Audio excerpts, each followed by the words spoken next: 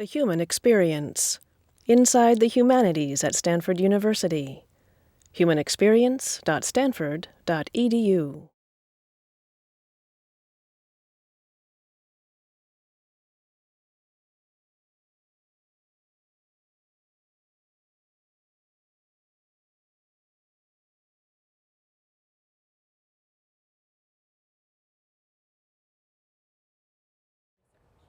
Well, the focus of my research is on what happens in places called cities of color. That's what I refer to them. Other people refer to them as minority-majority cities. But as a historian, I'm digging down deeper into the nature of those relationships than, let's say, a sociologist would. Because as a historian, I want to understand the historical context for why African Americans and Latinos are getting along some of the times and oftentimes not getting along. So it is really trying to understand both the historical and contemporary dimensions of black-brown relations. Well, it was a natural topic that I was drawn to because it really reflects a career-long kind of research and interest for me. I study ethnic and racial minorities in American cities historically, right?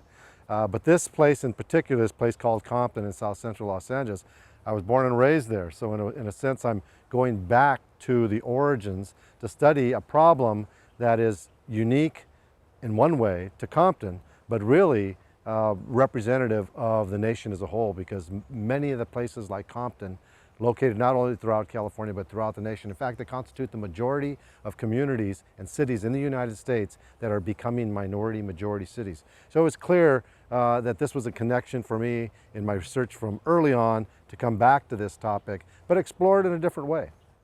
For me, perhaps the most important thing was getting a sense of the profile of the community, historical profile. And since none existed, I had to create that.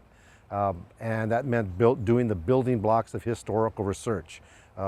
Archival research, newspaper research, census data. So creating this profile of the community. And then, because this topic is virtually unresearched for the most part by historians, I've had to engage in a pretty massive oral history recovery project with African American people who came there in the 40s and 50s and 60s, and Latino folks that have been there for generations, as well as recent immigrants, older people, younger people. So that kind of research requires a lot of people. So I've involved undergraduate and graduate students involved in the oral history recovery process. Well, oral history is it's a complicated and time-intensive research process. You have to identify the people, and there are a variety of ways to identify people. Oftentimes historians, unlike social scientists, who will try to do a random sample, historians don't go after random samples. We identify people, make contacts, make additional contacts, interview people, identify additional interviewees. So it's more kind of a cascading effect of identifying who are the people that we want to talk with. But normally identifying categories of people. So for example, African American pioneers, that is, who came in the 40s and 50s, the first people to come into a community that had been segregated for 80 years. Or Mexican American immigrants like my own parents who came in during the early 20th century, or other categories of people, recent Latino immigrants who've come from Mexico or Central America in the last 15 or 20 years. So you identify categories of people, and then you identify the kinds of questions you want to get at. So for me, I use what a lot of historians use as the life history approach. So I may want to get at the topic of how Latino immigrants are bringing with them attitudes and perceptions about African Americans who will end up being their neighbors. But at the same time, I want to know what's the historical context for understanding what attitudes those immigrants will bring to a place like Compton or East Palo Alto or other places like it.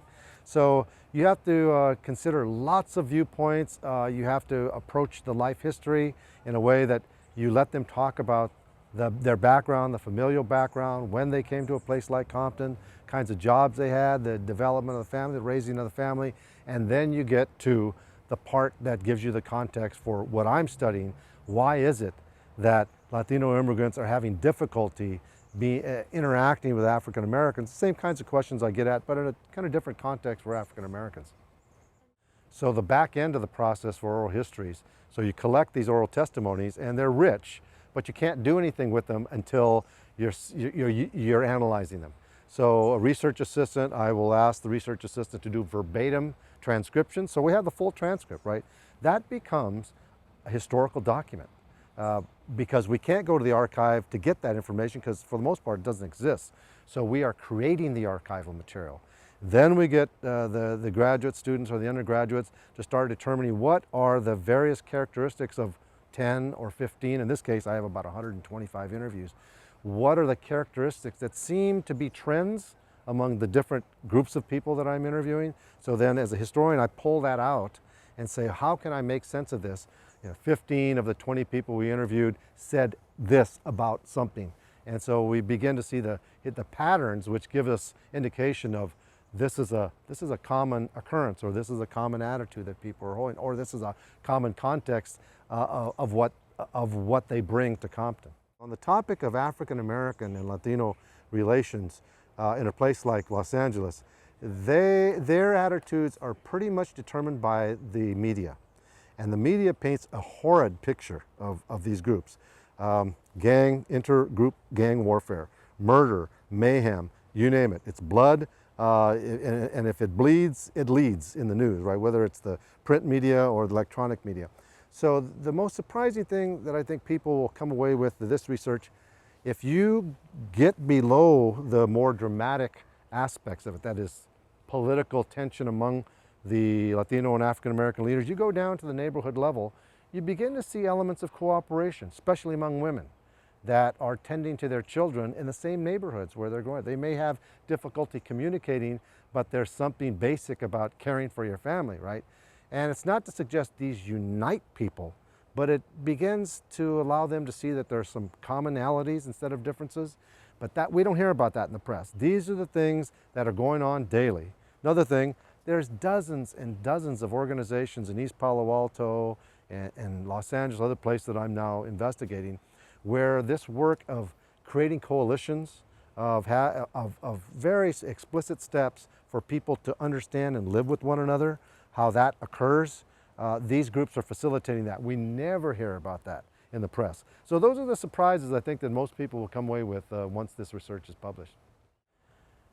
Well, inspirations for my research, it really comes from what people have done in the past to create new avenues of understanding, new research areas that are evolving.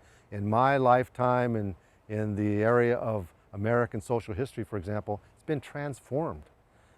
The readings that I give my graduate students now, for example, are absolutely, every one of them is different from what I cut my academic teeth on, right, my intellectual teeth. So that new literature, whether it's history or some other humanities discipline or a social science discipline, generates new ideas, that generates new questions, and that as a historian, for me, I pose questions and then see if I can answer those questions with the kind of research that I do.